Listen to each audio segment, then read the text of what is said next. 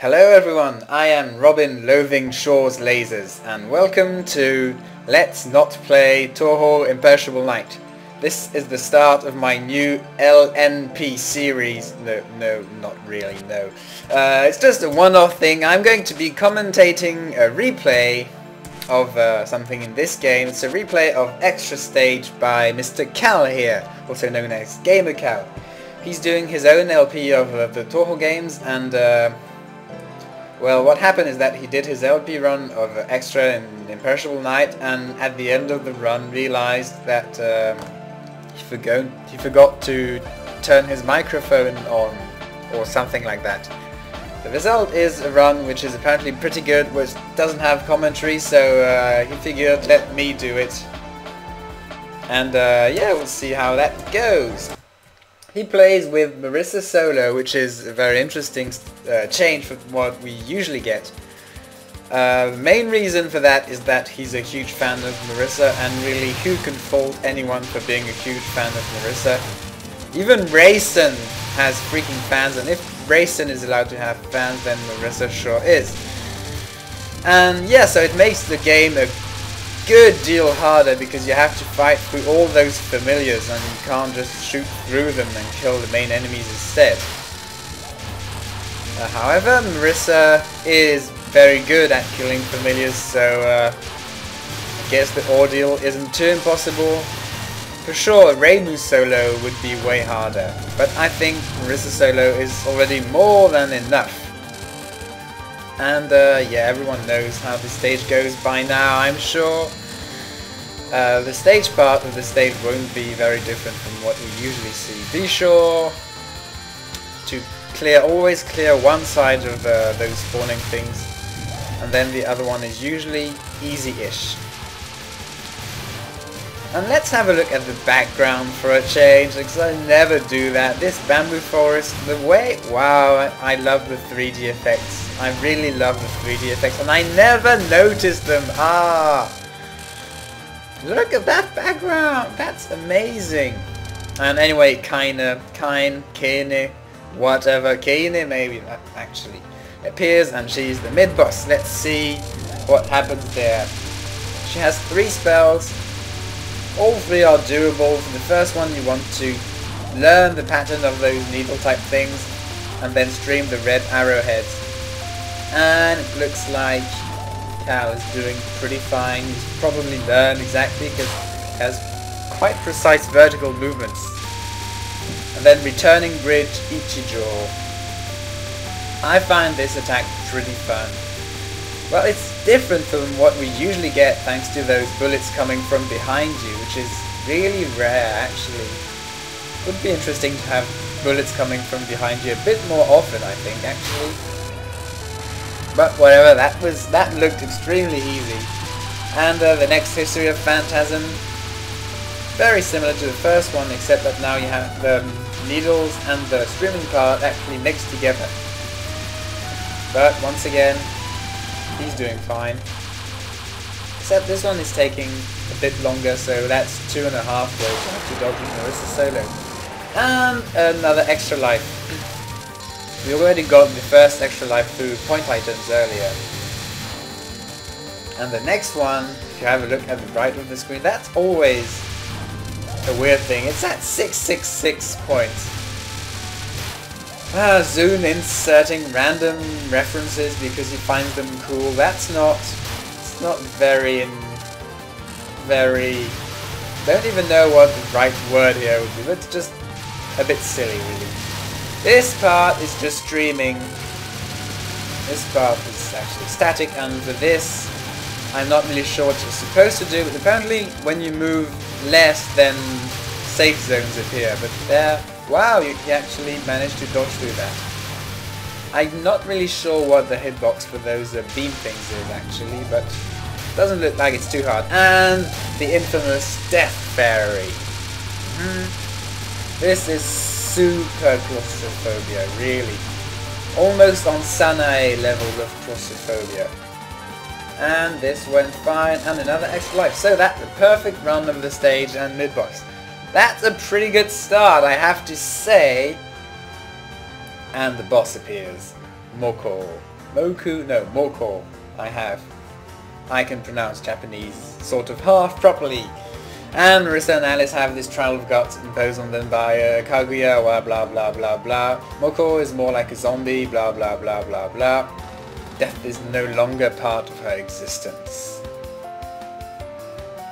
So she's a human, a zombie and a ghost. That's almost like a ninja pirate zombie robot. Almost. Not as good, but almost. She looks pretty smug. Look at that, those eyes. It's the horizontal line on the eyes, like this. Gives her a smug look. And there's really one thing about manga style drawings that in real life, when you close your eyes, it doesn't look cute at all, but it actually does in manga style. Yeah, it's actually quite saddening because I'd want to close my eyes to make a cute face, but it doesn't work. Anyway, Ihakasa's Moon Curse. This attack is pretty annoying to many people because of the tight dodging through those green things, mostly.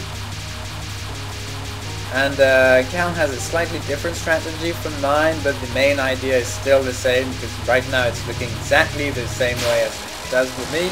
And that was easy. Resurrection. Every time you beat one of Mokou's spell card, apparently she dies and resurrects, but she only resurrects with one R instead of two R's in the, R-E-S-U double R-E-C-T-I-O-N. So it's a different kind of resurrection. It's the one which the Horai Elixir gives you, of course. So the power of improper spelling is magical. Magic. Immortal Firebird Flying Phoenix, that's an easy spell. Well, Mokou has quite a few spells which are really easy when you know how to do them. And you could say that's true of every extra boss, and you would be mostly right. Mostly right. Maybe Koishi is the exception. No, even Koishi has that, that lie detector thing. Is it the lie detector thing? I think it is. Well, whatever. The survival card in the middle. Yeah, so very easy. Another resurrection and another non-spell. Mokou's non-spell all revolve around those charms. I usually call them Reimu's amulets because Reimu is the first boss character to use them in the series. But I guess not really a proper name because freaking everyone likes to use them. Mostly Reimu, but we see them from two extra bosses at least. Kanako uses them quite a lot too. Yeah, she uses them for the last attack. And yeah, I think Reimu is the only person who makes them homing though. So that's at least some kind of logic. For the Forgiving Shrine, easy but fun attack, and Resurrection. More amulets. So the style, I think the style changes now, and it's lagging quite a lot. I'm down at 30 FPS. Nah, back at 60. Wow! Hello, computer!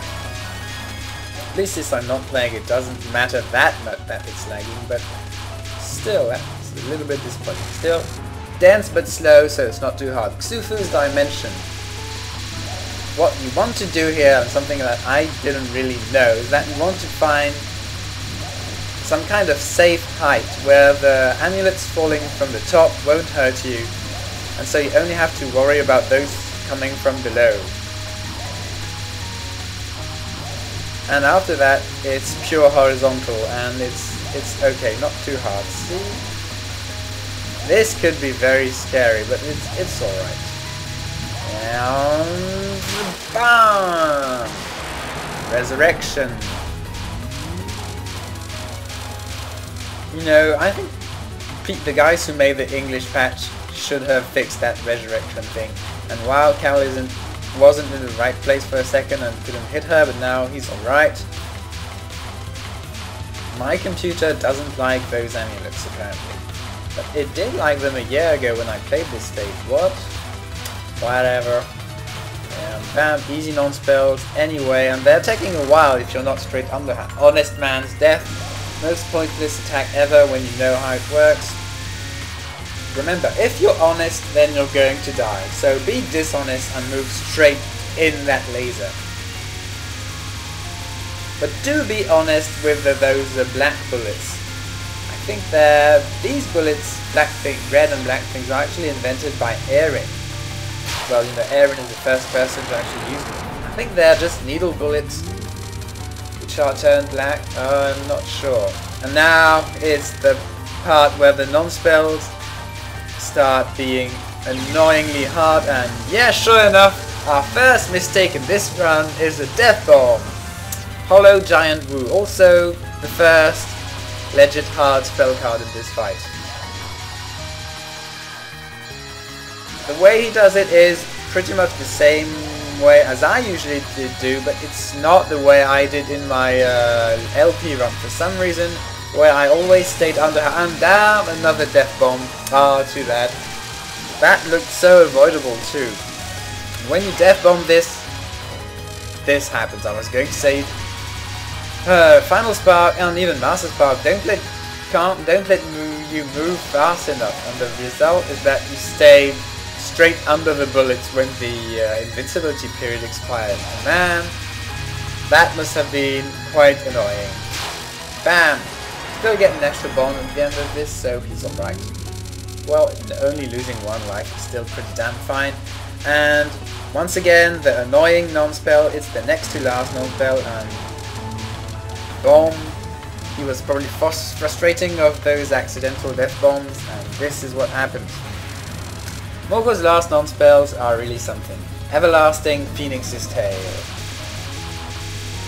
One of my favorite attacks in this stage, probably my favorite, because it's more basic pure dodging. There's no special strategy or anything. Just stay underneath her and dodge those freaking red things. That was some good decision making here, and in that way it's quite Flandre style really. And just have to be sure to anticipate those big red balls.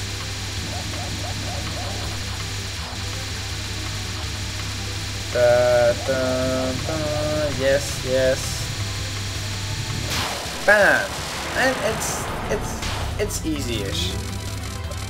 It can surprise you when all those flames move at different speeds, and that slowdown was so perfectly timed for us to see him get this amulet in the face. It's the first time I want to thank my computer for slowing down. Wow, that was so perfectly timed. And yeah, like I said, last three non-spells are so annoying. Fujiyama Volcano is another exercise in misdirection. So do this, and then he's going to move over her at the usual strategy, and it works. There's quite a few attacks in this stage which involve misdirecting, really. At least 3 when you get Flying Phoenix, Wu, and this. Yeah, that's probably all of them. And that's it for the main part. Now we get the survival card possessed by Phoenix. Game account actually stops shooting here, which is, to me, is pretty surprising because I usually feel more comfortable holding down the shot key all the time, and not doing it makes me feel often quite strange.